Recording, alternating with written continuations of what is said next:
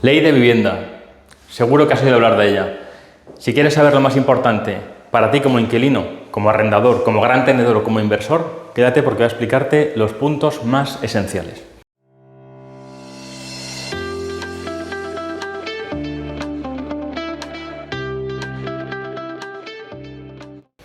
Primero, esta ley entró en vigor el día 26 de mayo del 23, así que ahora mismo está en vigor.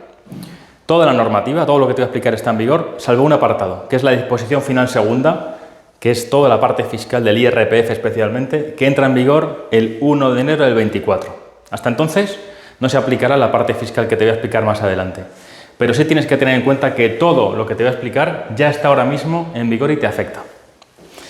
Vamos a ver en primer lugar una definición que establece la normativa, esta norma que se acaba de aprobar, que es la definición de zonas tensionadas. Están reguladas en el artículo 18 de esta ley. ¿Quién va a determinar qué es una zona tensionada? Las comunidades autónomas, que son las que tienen la competencia sobre vivienda. Así que serán ellas las que determinen qué zonas de tu comunidad autónoma van a tener la calificación de zonas tensionadas. ¿Esto cómo se va a hacer? Bueno, pues se va a hacer mediante un procedimiento público en el que se va a establecer un estudio sobre los precios de las viviendas, del alquiler, cuál es la renta disponible de esas familias en distintas zonas de tu comunidad autónoma o de tu ciudad. Todo esto tiene que ser mediante un informe público, es decir, todo el mundo va a poder tener acceso a toda esta información y además tiene que basarse en cierta motivación. Así que, ¿qué hará la comunidad autónoma? Motivadamente dirá, en este barrio hay una zona tensionada porque se cumplen los requisitos que ahora comentaré y por tanto yo como comunidad voy a hacer que los efectos de esta ley se apliquen en esta zona que yo como comunidad autónoma he determinado. ¿En qué consiste esto de zona tensionada? Bueno, una zona tensionada es aquella en la que se produzcan estas circunstancias. Primero, que la carga media de las hipotecas, de lo que se pague por la hipoteca y por el alquiler, más los gastos, suministros, comunidad de propietarios, sea superior al 30% de los ingresos medios de los hogares. Si os fijáis, básicamente consiste en determinar que cuando la gente paga mucha hipoteca, paga mucho alquiler por encima de la media, un 30% de los ingresos medios vienen a decir, junto con los gastos de suministros y de la comunidad, cuando tienen esa presión, digamos, en el pago, se va a determinar que esa zona es una zona tensionada. Otra opción es analizar también el precio de la compra del alquiler en los 5 años anteriores a que se determine que una zona está tensionada. En ese caso, si está por encima de los 3 puntos, por encima del IPC, el IPC acumulado de esa comunidad autónoma, también en ese supuesto se puede considerar que es una zona tensionada. Son dos opciones. Uno, la carga media de la hipoteca y el alquiler, que no supere el 30%, mejor dicho, que supere el 30%, y también el precio del alquiler y el de la compra, que esté por encima de esto que acabo de comentar, estos 3 puntos por encima del IPC. Si estamos en alguna de estas dos circunstancias, la comunidad autónoma dirá, esta zona es una zona tensionada, y ahora veremos lo que supone a efectos prácticos que eso se determine como zona tensionada. Primero, se va a establecer que existen ciertos límites en las rentas cuando haya zonas tensionadas. Por eso la definición de zona tensionada es muy importante, porque luego sobre esa zona se van a aplicar distintas variables, se van a aplicar distintos efectos jurídicos. Se ha modificado el artículo 17.6 y 17.7 de la LAU para hablar de los límites en las rentas, para que tú, como arrendador, no puedas cobrar lo que quieras, sino que si estás en una zona tensionada, se te aplican ciertos límites. Vamos a verlo. Si estás en una zona tensionada, la renta que tú vas a poder cobrarle a los inquilinos tiene que estar por debajo o tiene que ser igual al menos al último contrato en los últimos 5 años. Esto básicamente lo que pretende es que las rentas no sigan incrementándose, porque te están poniendo como tope la renta del último contrato. ¿Se puede actualizar con el sistema de actualización que tenga ese contrato de alquiler que tú ya tengas? Sí, efectivamente. Se puede actualizar incluso hasta un 10% por la renta con respecto a la renta que tuvieras. ¿En qué casos? En los casos en los que la vivienda que se va a arrendar sea una vivienda que haya sido rehabilitada en los 2 últimos años, que hayas realizado obras en tu casa que hayan supuesto un ahorro energético de hasta un 30%, que se hayan hecho obras de accesibilidad o que tengas un contrato, que formalices un contrato de 10 años. En ese caso sí que te dejan subir un poquito la renta. Si no, el tope va a ser la renta, como digo, del último contrato que tú tengas. En una zona tensionada. Por eso decíamos que era muy importante esa calificación previa de la comunidad autónoma. Pero ¿qué pasa si eres un gran tenedor? Ahora explicaré qué es esto. Si eres un gran tenedor, sí que vas a tener un límite que va a ser el que se determine por parte de la administración y que aún no está publicado, que es un límite de renta. No vas a poder cobrar más de una determinada cantidad. Estos son los efectos de los límites en la renta de distintas zonas tensionadas. Fuera de esas zonas tensionadas no existen estos límites. Decíamos que había un supuesto de gran tenedor, pero ¿qué es un gran tenedor? ¿Cómo puedes saber tú si eres un gran tenedor o no? La definición actual se mantiene, no se modifica. Gran tenedor es aquel que tenga más de 10 inmuebles, 10 inmuebles o más, mejor dicho, inmuebles residenciales, sin incluir garajes ni trasteros. Si tienes 10 o más inmuebles, eres un gran tenedor, con carácter general en toda España. Ahora bien, lo que hace esta ley es restringir todavía más este concepto de gran tenedor. ¿Cómo? Diciendo, si estás en una zona tensionada, voy a bajar el número de inmuebles a 5 o más. Si tienes 5 o más inmuebles, se te va a considerar gran tenedor. Pero ¿dónde tienes que tener estos inmuebles? En la zona tensionada. Por eso esa definición que van a hacer las comunidades autónomas son muy importantes, porque se pueden dar distintas circunstancias. Por ejemplo, imaginemos que una persona tiene 9 inmuebles. Con el criterio general no es un gran tenedor, pero quizá estos 9 inmuebles los tiene, pongamos 5 o 6 de ellos, en una zona tensionada. Supongamos que tiene 6. En ese caso sí que es un gran tenedor y se le aplica todas las limitaciones de rentas y todo lo que ya veremos más adelante sobre esa zona. ¿Por qué? Porque es un gran tenedor específico para esta zona. Puede que una persona no sea un gran tenedor en general, pero sí lo sea en zona tensionada. O puede que no llegue a ser porque tenga 9 inmuebles y no tenga en zonas tensionadas más de 3, por ejemplo. Esa figura de gran tenedor tiene muchos efectos, no solamente en esto que estoy contando, sino también de cara a posibles desahucios, etc. Porque se le van a exigir más requisitos a esos grandes tenedores. Digamos que el gran tenedor, por así decirlo, es el gran perjudicado de esta ley, porque enseguida va a ver cómo tiene ciertas limitaciones para moverse en cuanto a nivel de rentas, en cuanto a prórroga de contratos, que veremos ahora, y para el desahucio, algo tan importante cuando tienes impagos. Decimos que eso va a tener un trato muy restrictivo, tanto en desahucios como en las prórrogas que veremos a continuación. Quiero explicar ahora cómo afecta esto a los contratos de alquiler.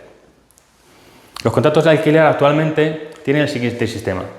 Tú puedes alquilar tu inmueble durante 5 años si eres persona física o 7 si eres persona jurídica, siendo un periodo mínimo obligatorio, de manera que solamente el inquilino es el único que realmente puede decir que se marcha del inmueble. Ya sabes que tiene que estar al menos 5 años si así lo quiere el inquilino. Eso no ha cambiado. Personas físicas, 5 años de periodo obligatorio, personas jurídicas, 7 decíamos. Y tampoco ha cambiado el sistema de preaviso. Si yo quiero que mi inquilino se marche, tengo que avisarle con 4 meses de antelación. Si se quiere marchar él, me tiene que avisar con 2 meses de antelación.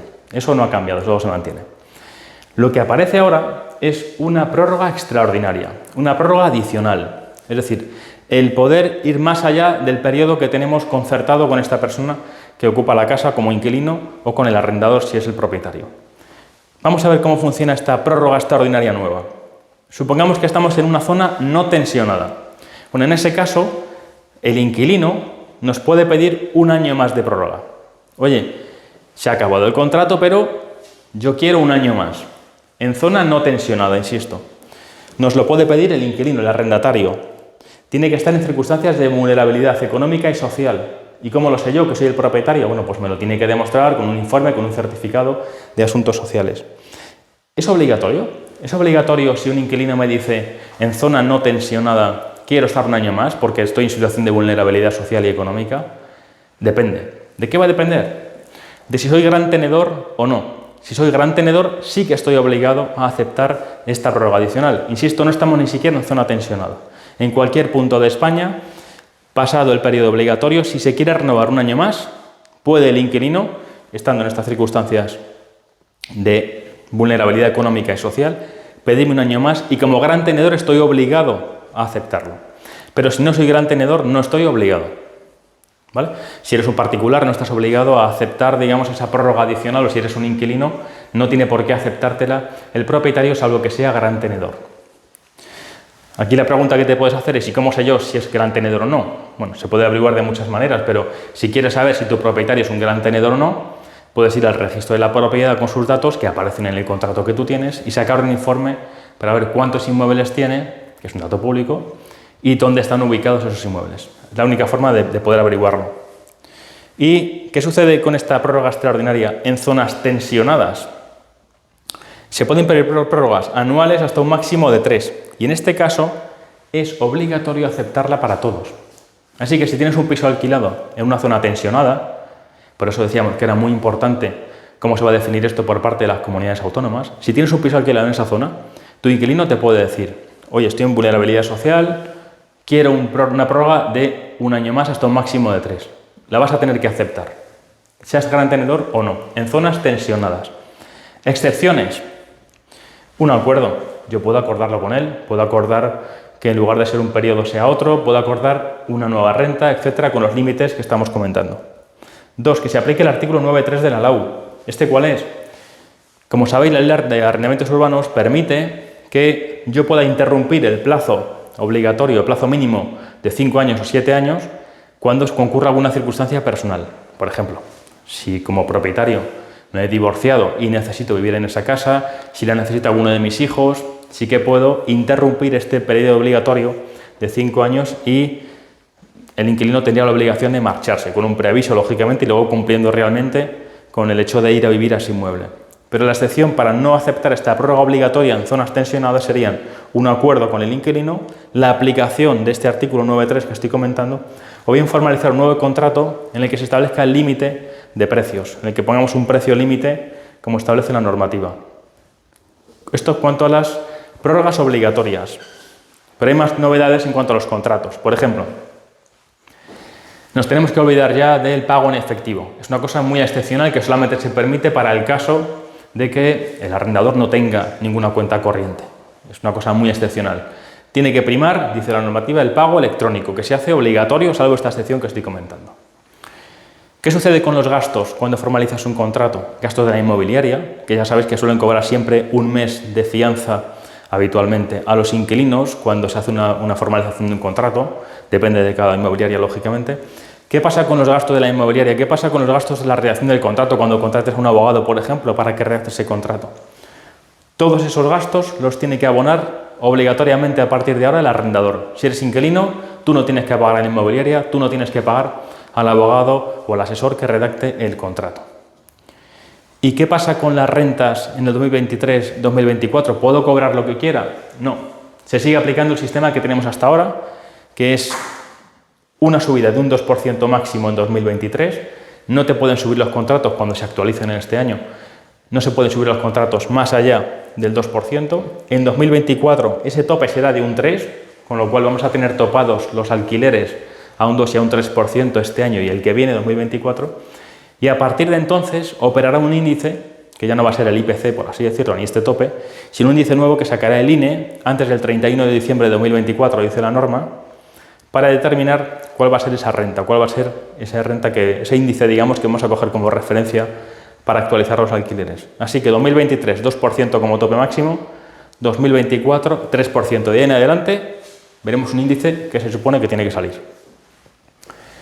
Al principio decíamos, entra en vigor toda la normativa de vivienda, salvo la parte fiscal. Es esta que te voy a contar ahora. La parte fiscal entra en vigor el 1 de enero del 24, con lo cual ahora no te va a afectar, pero tienes que tenerla en cuenta de cara a tus planificaciones fiscales. ¿Por qué? Fijaos, hoy en día los rendimientos del capital inmobiliario en el IRPF tienen una reducción del 60%. Así que bueno, pues está bien, está muy bien tratado fiscalmente el alquiler con carácter general en el IRPF. Esta reducción que hoy es del 60%, en 2024 va a bajar 10 puntos porcentuales. Se va a quedar en un 50%.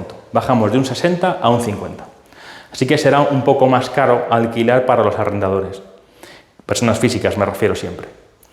Pero eso es la norma general, porque lo que se va a establecer es un sistema de incentivos para que puedas tener reducciones de hasta el 90%.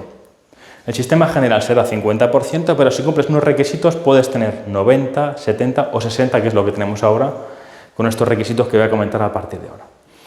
90%. ¿Cuándo podrás tener una reducción del 90%? Es decir, prácticamente que no tributes nada por los alquileres cuando seas persona física. Cuando hagas nuevos contratos y cuando la renta que estés cobrando sea inferior en más de un 5% al último contrato que tú tengas. Inferior a un 5%, es decir, más de un descuento de un 5% con respecto al último contrato. Así que hacer un contrato de alquiler más económico que a la media de lo que tú tenías hasta ahora, del contrato anterior que tú tenías, hace que te incentiven fiscalmente porque estás abarantando los precios del alquiler. Si tenías un contrato por el que cobrabas 1.000 euros, si ahora vas a bajar más de un 5% esa renta, esas personas van a tener un incentivo fiscal que haga que tengas una reducción de hasta casi 100%, un 90%. ¿Cuándo va a bajar al 70% y por tanto tendrás una reducción un poquito inferior? Cuando se produzca alguna de estas circunstancias. La reducción del 70% se producirá cuando estés en una zona tensionada y hagas tu primer contrato a un inquilino de 18 a 35 años, para jóvenes inquilinos. En ese caso, puedes tener una reducción del 70%. O bien, que tu inquilino sea una administración pública o una entidad que lo destina al alquiler social, o bien que la renta que tú estés cobrando esté por debajo del plan de ayudas al alquiler. En alguno de esos supuestos, tu reducción fiscal será del 70%. Y el 60% bajará tu rendimiento de capital inmobiliario, tendrá esta reducción cuando tengas una vivienda que haya sido rehabilitada en los 2 años anteriores a la formalización del contrato. Cuando tú formalizas un contrato, tienen que haber pasado 2 años desde esta rehabilitación, para casas rehabilitadas, digamos. Así que tenemos el sistema general del 50% y ciertos incentivos según vayas teniendo alguna ventaja, digamos, para los inquilinos y vayas cumpliendo los requisitos que establece la norma. Otra parte de la fiscalidad es el IBI. El IBI ya preveía la posibilidad de incrementarse cuando tuvieras una casa vacía, ya estaba previsto en la Ley Reguladora de las Haciendas Locales, está previsto en la normativa, pero se va a incrementar. Si tienes una casa vacía, los ayuntamientos van a poder cobrarte un IBI más caro. Un 50% más si tienes una casa vacía durante 2 años, un 100% más si la tienes durante 3 años, incluso puede llegar hasta un 150% más de IBI si tienes varios inmuebles en el mismo municipio y están vacíos. Hay una serie de requisitos según el número de inmuebles, etcétera, pero la idea esencial es que si tienes una casa desocupada, lógicamente el IBI te lo van a subir, ¿vale? Con esta normativa. ¿Qué se entiende por casa desocupada? No que estés trasladado temporalmente por trabajo y dejes tu casa vacía, sino que se entienda desatendida. Pero esta definición es un poco ambigua. ¿Cómo se va a concretar? A través de las ordenanzas fiscales. Las ordenanzas fiscales de cada ayuntamiento van a determinar cómo se va a poder aplicar esto que te estoy contando. Porque habrá que hacer informes, habrá que ver cómo el ayuntamiento determina que tu casa está vacía o no, porque imagino que harán informes, se presentarán algún funcionario, etc. Así que lo que tenemos que tener claro es que la normativa fiscal que se aplicará a partir del 24 va a incrementar en el IBI los impuestos. Espero que te haya gustado este vídeo. Si quieres dejarme algún comentario, alguna pregunta, un like, en fin, lo que tú quieras, por ahí estoy. Muchas gracias.